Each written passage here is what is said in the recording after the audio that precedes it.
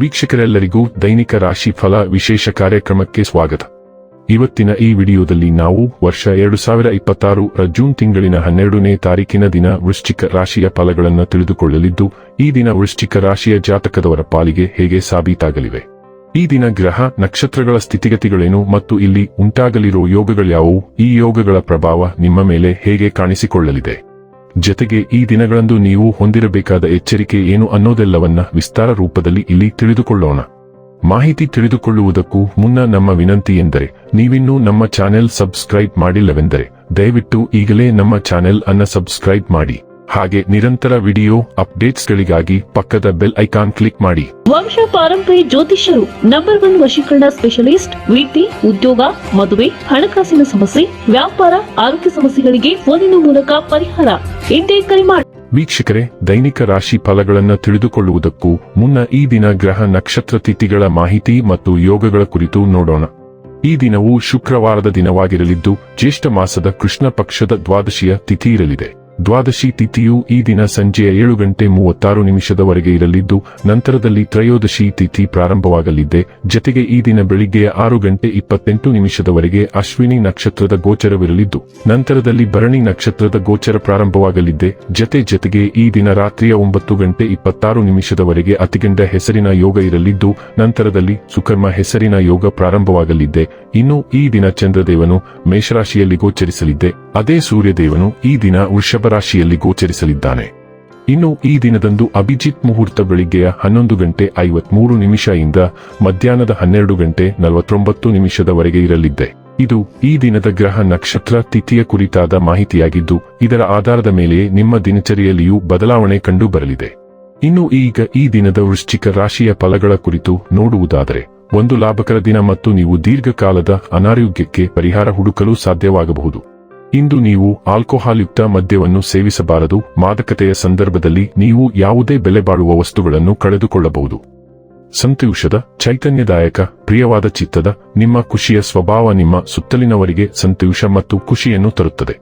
ನೀವು ಇನ್ನು ಮುಂದೆ ನಿಮ್ಮ ಕಾಮ ಪ್ರಚೋದಕ ಕಲ್ಪನೆಗಳ ಬಗ್ಗೆ ಕನಸು ಕಾಣಬೇಕಾಗಿಲ್ಲ. ಅವು ಇಂದು ನಿಜವಾಗಬಹುದು. ಇಂದು ನೀವು ನಿಮ್ಮ ಶತ್ರುವೆಂದು ಪರಿಗಣಿಸುವವರು ವಾಸ್ತವವಾಗಿ ನಿಮ್ಮ ಹಿತೈಷಿಗಳೆಂದು ನಿಮಗೆ ಅರಿವಾಗಬಹುದು.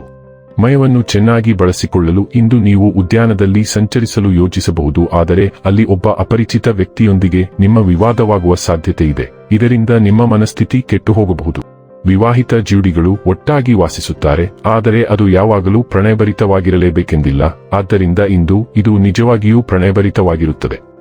ನಿಮ್ಮ ಹತ್ತಿರದ ಜನರಿಂದ ಅರ್ಥಪೂರ್ಣವಾದ ಮನ್ನಣೆ ಮತ್ತು ಪ್ರೋತ್ಸಾಹವನ್ನು ನಿರೀಕ್ಷಿಸಿ. ನೀವು ಈಗ ಚೈತನ್ಯ ಮತ್ತು ಆಶಾವಾದದಿಂದ ತುಂಬಿದ್ದೀರಿ ಮತ್ತು ಹೊಸ ಯೋಜನೆಗಳನ್ನು ತೆಗೆದುಕೊಳ್ಳಲು ಸಿದ್ಧರಿದ್ದೀರಿ. ಆದರೆ ಉತ್ತಮ ಯೋಜನೆಯನ್ನು ಗುರುತಿಸುವ ಮತ್ತು ನಿರ್ಣಯಿಸುವ ನಿಮ್ಮ ಸಾಮರ್ಥ್ಯವನ್ನು ನೀವು ಕಳೆದುಕೊಂಡಿಲ್ಲ. ಇದು ಭವಿಷ್ಯದಲ್ಲಿ ಹೆಚ್ಚು ಲಾಭದಾಯಕವಾಗಬಹುದಾದ ಕೆಲವು ಉದ್ಯಮಗಳಲ್ಲಿ ಹೂಡಿಕೆ ಮಾಡಲು ನಿಮ್ಮನ್ನು ಕರೆದೊಯ್ಯುತ್ತದೆ. ಆರೋಗ್ಯ ಮತ್ತು ಸ್ವಾಸ್ಥ್ಯ ಬಗ್ಗೆ ತಿಳಿದುಕೊಳ್ಳೋಣ.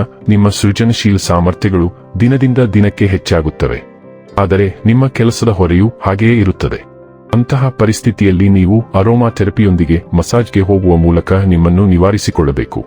ನಿಯಮಿತ ವ್ಯಾಯಾಮವು ನಿಮಗೆ ಅದ್ಭುತಗಳನ್ನು ಮಾಡುತ್ತದೆ ಮತ್ತು ದೈನಂದಿನ ಸವಾಲುಗಳನ್ನು ಎದುರಿಸಲು ನಿಮಗೆ ದೈಹಿಕ ಸದೃಢತೆಯನ್ನು ನೀಡುತ್ತದೆ. ಡೈಲಿ ಲವ್ ಮತ್ತು ರಿಲೇಶನ್ಶಿಪ್ ಬಗ್ಗೆ ತಿಳಿದುಕೊಳ್ಳೋಣ. ನಿಮ್ಮ ಪ್ರೇಮ ಜೀವನವು ಭಾವನಾತ್ಮಕ ಸ್ಥಿರತೆಯೊಂದಿಗೆ ಹೃತ್ಪೂರ್ವಕ ಅಭಿವ್ಯಕ್ತಿಯನ್ನು ಸಂಯೋಜಿಸುತ್ತದೆ.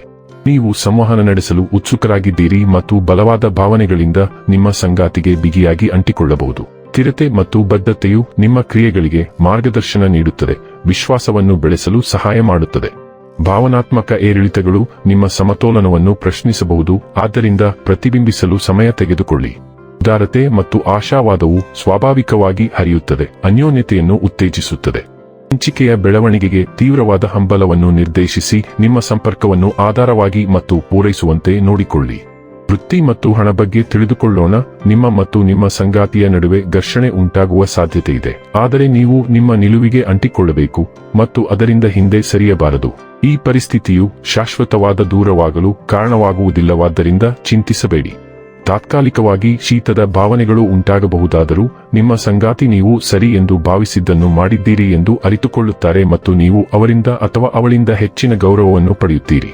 ಇನ್ನು ಕೊನೆಯದಾಗಿ ಈ ದಿನ ಮಾಡಿಕೊಳ್ಳಬೇಕಾದ ಉಪಾಯಗಳ ಕುರಿತು ನೋಡುವುದಾದರೆ, ಬಿಳಿ ಹಸುವಿಗೆ ರೊಟ್ಟಿಯನ್ನು ತಿನ್ನಿಸಿ ಆರೋಗ್ಯವು ತುಂಬಾ ಉತ್ತಮವಾಗಿರುತ್ತದೆ. ವೀಕ್ಷಕರೇ, ಇದಾಗಿತ್ತು ವೃಶ್ಚಿಕ ರಾಶಿಯ ಜಾತಕದವರ ದೈನಿಕ ರಾಶಿ ಫಲದ ಮಾಹಿತಿ ಇಷ್ಟವಾದರೆ ವಿಡಿಯೋವನ್ನು ಲೈಕ್ ಮತ್ತು ಶೇರ್ ಮಾಡಿ. ಹಾಗೆ ಚಾನೆಲ್ ಸಬ್ಸ್ಕ್ರೈಬ್ ಮಾಡುವುದರ ಜೊತೆಗೆ ನಿರಂತರ ವಿಡಿಯೋ ಅಪ್ಡೇಟ್ಸ್ಗಳಿಗಾಗಿ ಪಕ್ಕದ ಬೆಲ್ ಐಕಾನ್ ಕ್ಲಿಕ್ ಮಾಡಿ.